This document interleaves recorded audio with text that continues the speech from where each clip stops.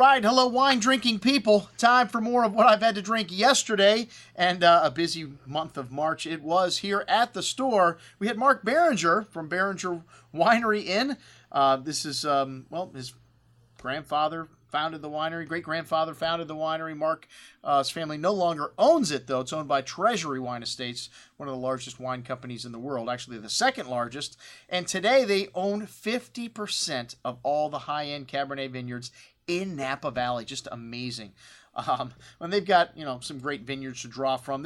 Beringer Private Reserve Cabernet for a long time has been considered one of the greatest Cabernets in Napa Valley. And I have to say, after drinking these two latest releases, the 10 and 12, wow, one of the best Cabernets I have had this year, the 2012 Beringer Reserve.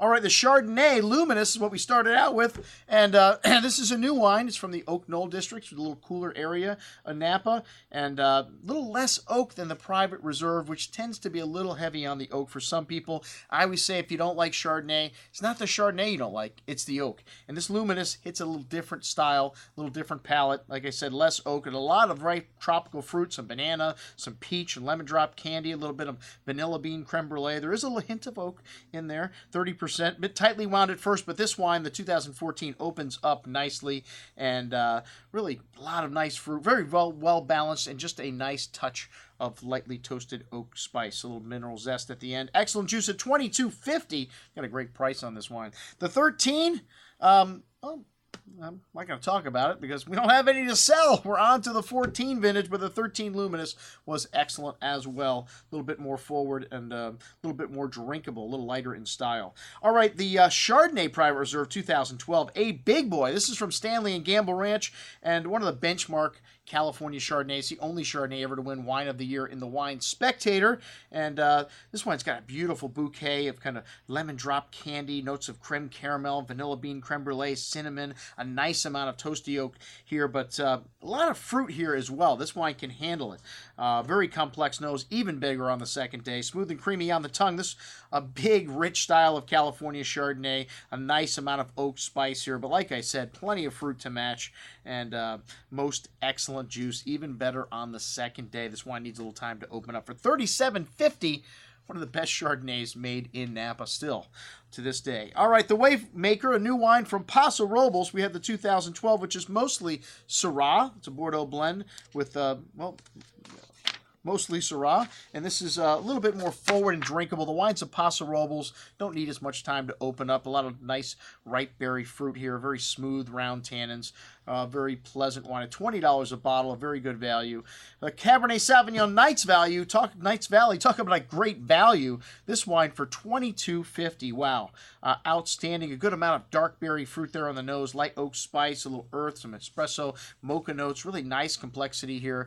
Just an incredible value, man. A lot of juicy fruit, and even better on the second day. These 13s, really outstanding vintage, but they need a little time to open up. Even wines in this $22 price range going to last 5-10 years easily in the cellar. The Beringer Knights Valley Reserve, this is the first time I've ever had this. This is a selection of the top fruit they get from their Knights Valley vineyards, and a little bigger, definitely a little darker in color. The lovely dark currant and cassis berry fruit showing layers of toasty oak spice, some dark earth, little hint of black pepper, really big and chewy on the tongue. This wine's got some tannins here. It needs a little bit of time, but everything in balance. The 12s, really nicely balanced vintage here. This wine's bigger even on the second day. Excellent juice. Definitely a step up from the regular Knights Valley.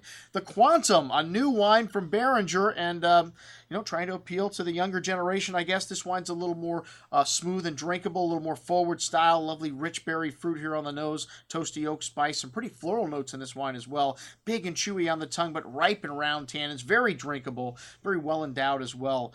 Some nice toasty oak spice notes on the finish. Excellent juice at $40. And then the two Private Reserves, the 2010 and the 2012. The 10 showing nicely. This vintage really starting to open up and drink very well. The 2012, though, I thought was definitely a shade richer, more complex, and a significant portion of this comes from Bancroft Ranch up on Howell Mountain, and the Merlot would be coming from up there, and then they've got the St. Helena Home Vineyard. These guys have got some of the top vineyards in all of Napa Valley. As I mentioned before, 50% of all the high-end Cabernet vines in Napa now owned by Treasury.